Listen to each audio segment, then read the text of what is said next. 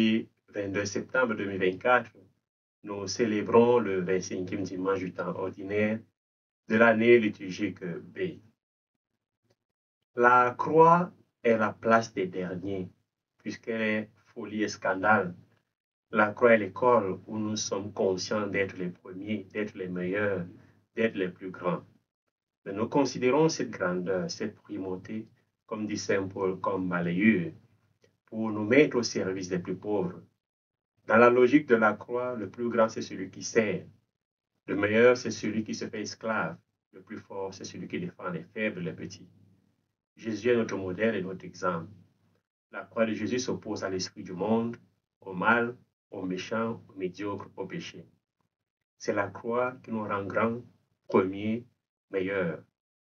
Une vocation, un ministère, une vie sans croix est une vocation, un ministère, une vie sans amour. Frères et sœurs, à partir des textes de ce dimanche, j'aimerais méditer avec vous sur 3 grands points. D'abord, la croix de Jésus qui révèle sa sainteté et sa grandeur. Ensuite, la médiocrité comme l'ennemi de la croix du Christ.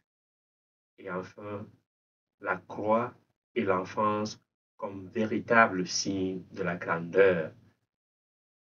Commençons par le premier point. La croix comme signe de la grandeur et de la sainteté de Dieu. Jésus, dans l'évangile de ce dimanche, annonce le mystère de la croix. Il dit, « Le Fils de l'homme est livré aux mains des hommes. Ils le tueront, et 3 jours après sa mort, il ressuscitera. » Il est le juste persécuté annoncé par le sage dans la première lecture. Soumettons-le à des outrages et à des tourments. Nous saurons ce que vaut sa douceur. Nous éprouverons sa patience. Condamnons-le à une mort infâme, puisqu'il dit quelqu'un interviendra pour lui. La croix de Jésus est la victoire de la grâce sur le péché, la victoire de la vie sur la mort. Jésus s'humilie pour sauver l'humanité. Lui, Fils de Dieu, par son obéissance, il se fait homme, esclave pour nous élever, pour nous redonner la dignité de Fils de Dieu que nous avons perdue par notre péché. Jésus s'abaisse par la croix pour nous exalter. La croix de Jésus est l'ascenseur qui élève ceux qui acceptent d'être petits, derniers, serviteurs, dans leur relation avec leurs frères. Jésus le Maître lavait les pieds de ses disciples lors de la dernière scène. L'Eucharistie est le sacrement du sacrifice, le sacrement du service, le sacrement de la croix. C'est pendant le dernier repas que Jésus a réalisé ces paroles. Le Fils de l'homme est livré aux mains des hommes. Ils le tueront et 3 jours après sa mort, il ressuscitera. Et ces paroles se réalisent lorsque Jésus dit, « Ceci est mon corps livré pour vous, ceci est mon sang versé pour vous. » La croix est le signe d'addition, le signe de multiplication, le signe de l'exaltation, le chemin de l'élévation. Pour être grand, pour être premier, pour être meilleur, il faut adopter l'esprit de la croix. Il faut entrer dans l'école de la croix, qui est service, sacrifice, don de soi. La croix est la sagesse de Dieu, dont parle Saint Jacques dans la deuxième lecture. Cette sagesse qui vient d'en haut, cette sagesse qui est d'abord pure, pacifique, bienveillante, conciliante, pleine de miséricorde et féconde en bons fruits, sans parti pris, sans hypocrisie. La croix, c'est la miséricorde, c'est la pureté, c'est la paix. La croix de Jésus, c'est le chemin de la gloire. Nous le disons dans la lettre aux Hébreux. Renonçant à la joie qui lui était proposée, il a enduré la croix en méprisant la honte de ce supplice et il siège à la droite du trône de Dieu. Hébreux chapitre 12, verset 2. C'est par la croix de Jésus que Dieu a dépouillé l'ennemi, les persécuteurs, les méchants. Saint Paul dit dans la lettre aux Colossiens, « Vous étiez des morts parce que vous aviez commis des fautes et n'aviez pas reçu de circoncision dans votre chair. Mais Dieu vous a donné la vie avec le Christ. Il nous a pardonné toutes nos fautes. Il a effacé le biais de la dette qui nous accablait en raison des prescriptions légales pesant sur nous. Il a annulé en le clouant à la croix.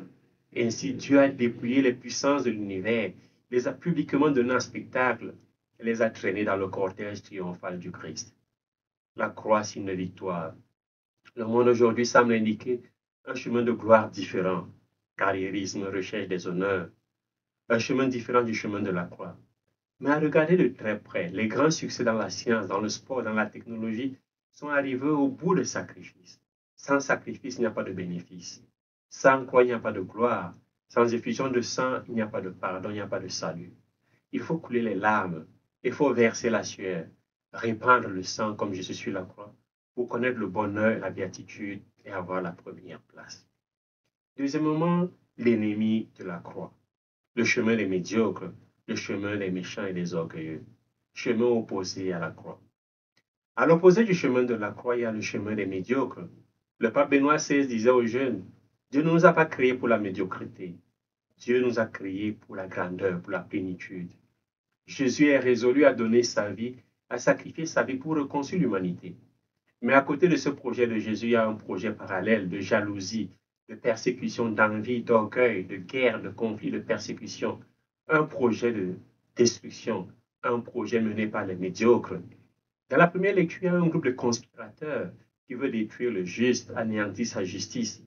Dans l'évangile, Jésus indique des hommes qui le tueront, pendant aussi que les disciples sont indifférents à son sort. Parfois, on peut ne pas être acteur ou dans la conspiration contre les autres, mais notre indifférence, comme celle des apôtres, est tout simplement une participation passive à la persécution. La deuxième lecture dépeint aussi une situation de jalousie, de rivalité, de désordre, d'action malfaisante. Les hommes vivent dans la convoitise, les conflits, les guerres, mais tout cela ne mène à rien, si ce n'est à la destruction, à la pauvreté. Saint Jacques dit, vous êtes plein de convoitise et vous n'obtenez rien, alors vous tuez. Vous êtes jaloux et vous n'arrivez pas à vos fins, alors vous entrez en conflit et vous faites la guerre. Tous ceci, frères et sœurs, c'est le chemin de la médiocrité, le chemin de la destruction, de la mort, de l'humanité. La société contemporaine a perdu le sens de la mesure et des valeurs. Il est temps de vivre dans une société, une culture de réconciliation. L'on détruit les uns pour se construire, l'on calomnie pour avoir un morceau de pain, un titre, un poste. L'on vit dans la jalousie et parvient à la diffamation pour détruire le juste, pour renverser la personne honnête. L'on ne peut pas montrer, l'on ne peut pas monter sans apprendre à descendre. L'on ne peut pas atteindre l'exaltation sans l'auto-humiliation. Ce n'est pas dans la violence que je peux atteindre le sommet, mais c'est dans l'humilité, dans une attitude de demande, dans une attitude de besoin. Il faut se vider de soi-même pour qu'un autre Dieu nous remplisse. Les médiocres n'ont pas de but, ils n'ont pas de vision, ils n'ont pas de projet. Le médiocre ne se demande pas chaque matin, Seigneur, quelle est ma mission aujourd'hui dans ce monde, dans ma famille. Le médiocre n'a pas le pourquoi séduisant qui le pousse à se réveiller chaque jour et faire ce qu'il faut pour accomplir sa mission. Il vit au jour le jour et n'a d'autre but que de suivre et détruire ce que le juste construit. La plupart des gens s'intéressent seulement à traverser la journée en empruntant le chemin le moins difficile et en s'adonnant à des plaisirs éphémères et axés sur le court terme, tout en évitant la douleur, l'inconfort ou le sacrifice qui pourrait les faire grandir. Le médiocre est prêt à la convoitise, à la concupiscence, prêt à détruire le juste, celui qui a un projet dans la vie. Le médiocre est tel parce qu'il n'a pas de foi, il n'a pas de référence, il est lâche, il n'a pas de valeur. Il n'a pas les mêmes valeurs qu'un héros. Il n'a pas la croix comme point de référence, ni autre valeur, si ce n'est son propre intérêt. C'est pourquoi le médiocre est égoïste. C'est pourquoi il est jaloux et combat le héros. Le médiocre renonce à la lutte, au combat pour être meilleur. Le héros, quant à lui, lutte, il fait face aux persécutions pour gagner, pour être meilleur, pour être grand, pour être premier. Le médiocre pense que la réussite passe par la facilité et le héros, quant à lui, sait et démontre par son engagement que la réussite passe par le sacrifice. Il sait que sacrifice rime avec bénéfice, la médiocrité avec atrocité et méchanceté. Troisièmement, comment vaincre la médiocrité? Il faut devenir héros. Comment être grand, premier, meilleur? Comment vaincre cette médiocrité, cette méchanceté? Il faut adopter la croix et l'attitude de l'enfant. Le Seigneur indique deux chemins, frères et sœurs. Il indique un chemin qui a deux sens, la croix et l'enfance. L'enfance est l'expression de la semence qui doit grandir. C'est l'espoir d'une maturité. C'est l'espérance qui dépend d'un autre pour vivre. Quelle est la relation entre l'enfance et la croix et la grandeur? L'enfance nous rend héros, non pas médiocres. Être enfant, c'est vivre dans la conscience que je dois toujours me développer. Je dois grandir et pour cela, je dois fournir des efforts, des sacrifices. Je dois me sacrifier pour évoluer. Je ne suis pas encore arrivé au bout du chemin. En fait, un enfant ne fait pas de distinction entre les gens. Et surtout, il n'a qu'une étape dans son échelle, dans son échelle sociale, celle des adultes. Parce que les autres enfants, même les plus jeunes, sont comme lui. Ils ne sont pas inférieurs. Ce sont tout simplement des enfants. Un enfant accueille la nouveauté d'un jeu, par exemple, ou d'un nouvel exercice avec joie et partage cette joie avec ceux qui sont avec lui. Un enfant, au cours de la vie, joue parce qu'il sait que la vie doit être jouée, que vous devez vous moquer de la vie, qu'une vie prise trop au sérieux vous écrase. Un enfant fait confiance entre les questions de quiconque joue avec lui, car il sait que ceux qui sont capables de jouer avec un enfant sont toujours capables de se demander, de rêver et de rire de la vie. La croix, par l'humilité, le don de soi qu'elle représente, nous ouvre le chemin vers la vraie grandeur, celle de l'amour du service, à l'image de l'enfant. L'enfant, dans sa vulnérabilité et son absence de prétention, est un modèle pour ceux qui cherchent à suivre le Christ. La croix, symbole du dépouillement et de l'abaissement du Christ, nous appelle à renoncer à notre orgueil, à nos ambitions personnelles, pour embrasser la voie de l'amour et du service. La croix et l'enfant ont en commun l'aspect du dépouillement. Le disciple, pour être grand, pour être le meilleur, pour être premier, doit passer par le paradoxe de l'abaissement, du dépouillement. L'enfant, dans sa simplicité et sa confiance, s'abandonne à l'amour de ses parents. De même, Jésus sur la croix s'abandonne à la volonté du Père.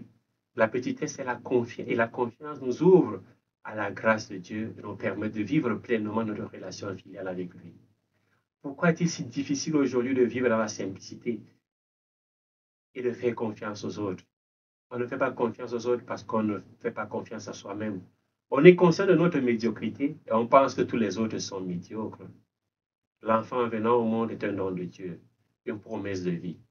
Jésus sur la croix donne sa vie pour le monde, pour le salut du monde. L'enfant et le crucifié nous rappellent que la vie est un don précieux et que nous sommes appelés à partager ce don généreusement. Le disciple de Jésus, pour être grand, pour être le meilleur, pour être premier, doit passer par notre paradoxe, celui du don.